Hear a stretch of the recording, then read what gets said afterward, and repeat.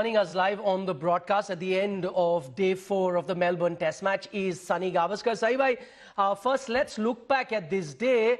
Pretty confused at the moment.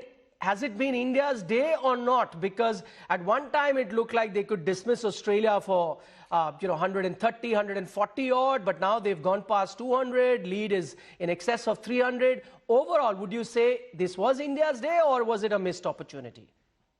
I think it was a missed opportunity because till tea time, certainly it was India's day. And after tea time, commenced Lyon and Boland really frustrated the Indian bowlers. And at the end of the day, having got a lead of 333, does make it a little difficult for India to win this game. Where does this game stand at the moment, Saima? You reckon, is it out of India's hand or no? They could even think of a win now. Do you think that's a possibility for India to be looking at?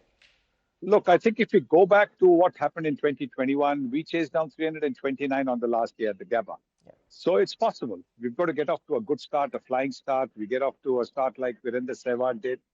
Then, we have a situation where straight away, we get off to a start and then, consolidate in the middle. And we can go on to win as well. But the start is going to be very, very crucial. You reckon those, last 4 wickets have already gotten, I think, close to 120 plus runs. That's really put India on the back foot? Definitely. Because exactly, even if half of those runs were saved and Australia had been dismissed for 60 runs less, we're talking about chasing 260, 270. And plus also we would have started to bat at the end of the day's play today. Maybe we would have batted for an hour and got maybe 30, 40 for hopefully no loss. So, these are the ifs and buts of the game. But we'll just have to concentrate and hope that the last wicket India takes very quickly, because I don't think Australia is now going to say that we are going to declare so soon, because right now they would want to make sure that they bat India out of the game. If they bat India out of the game, then they can put attacking fielders to try and win the game. Saima, I'm just looking at the entire test match. Now, remember, this test match started where, Australia piled on close to 500 runs. Then Indian top order didn't have a good start. From that position, that hopeless position, to now we're even discussing about an India victory or possibility of an India win.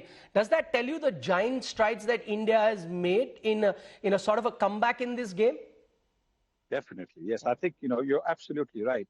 With the way Australia batted, took advantage of winning the toss. And then after having rocked India, for India to come back at the way they did and concede a lead of just about 105. Earlier on, at one stage, it looked like India might concede a lead of 250, 260. So that certainly is a big win as far as, the morale of the team is concerned. And today you could see that when we started to bowl, because the team was energized with what had happened yesterday. And they really bowled well. Sadly, it's just one of those days when, some of the close things didn't go our way. It was a very hot day, so it wasn't easy on our fast bowlers as well. And then I think Akashdeep got a bit injured. So again, to juggle the bowlers was a bit difficult. And we did not have, apart from Jadeja, we did not really have a top-class spinner who could keep it quiet and also get you wickets. So we've spoken at length on previous occasions as well about Jasprit Bumrah and his art of bowling and how well he bowls.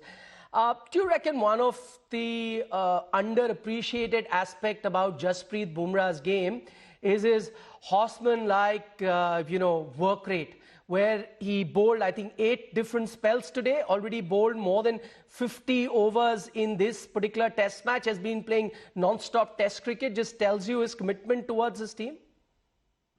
Oh, absolutely. I think fast bowling is probably the most difficult of cricketing arts.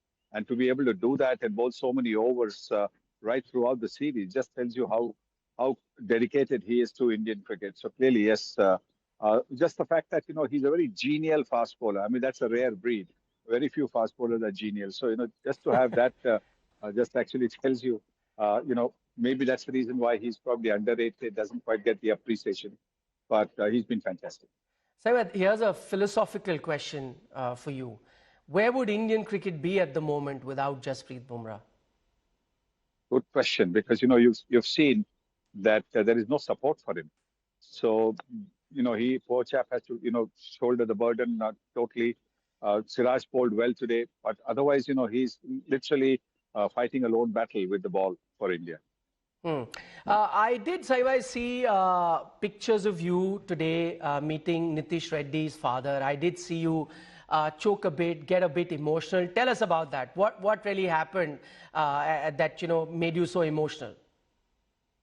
I think it's such a feel-good story, isn't it? Here is the young man um, who's come from humble beginnings, and his father makes the sacrifice of making sure that his son gets to play cricket, and so therefore the transfer order that he had, and I'm just hearing from different people, the transfer order he had, where he would have had to leave his hometown of Visakhapatnam and go to, I think, in Rajasthan, meant that his son, who was only 12 years old at that stage, that he would not be able to play cricket.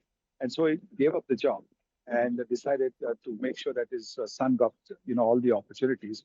That itself is such a, heart-touching story. So that is what made me emotional as well. Uh, when he got that 100 yesterday, the way he fought, the way he assessed the situation, the way his technique was so good, the way he was swaying away from the bouncer, the way he was using his feet to the spinners, the way he was leaving the ball outside the off stump, everything showed a very good cricketing head on his shoulders. And also the appreciation, whereby he was not concerned about his personal landmark, but looking to, he could have got 100, at least maybe 3 or 4 overs earlier. But he didn't take any of those singles because he wanted to make sure that he farmed the strike, he retained the strike, so that India could also get closer to the Australia total, as also take valuable time away. Same way, I wonder, I also did see his father touch your feet. I wonder if you had any piece of advice for the family or for Nitish as such? No, I think that was for me also very touching. The show of love and affection that the whole family showed. That was very touching. It was what can I say? I mean, I'm just blessed to have had this kind of affection and love from them. Um, so there was very little to say to them, excepting I just said God bless to them because. Uh, I mean, they have done everything now, and now it's up to Nitish to keep up that same attitude and to make sure that he goes on to play a long time, maybe 15, 16, 20 years for India.